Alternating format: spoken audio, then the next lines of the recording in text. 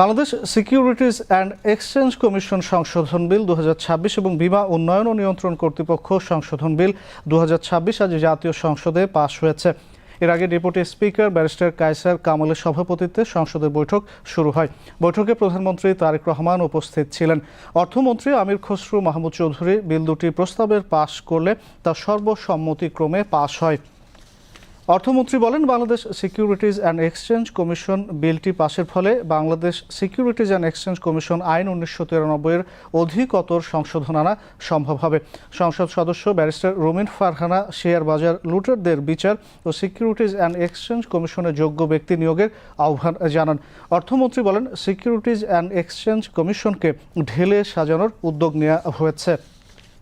অর্থমন্ত্রী বলেন, স্বচ্ছতা ও জবাবদিহিতা নিশ্চিত করে বিনিয়োগকারীদের বিনিয়োগের সুরক্ষা নিশ্চিত করা হবে। সংসদে এক প্রশ্নের জবাবে অর্থমন্ত্রী বলেন, ফ্যাসিস্ট আওয়ামী লীগ সরকারের আমলে সংঘটিত হত্যা, গুম ও নির্যাতনের ঘটনায় জুলাই গণঅভ্যুত্থান পরবর্তী সময়ে দেশে মোট 1855টি মামলা করা হয়েছে।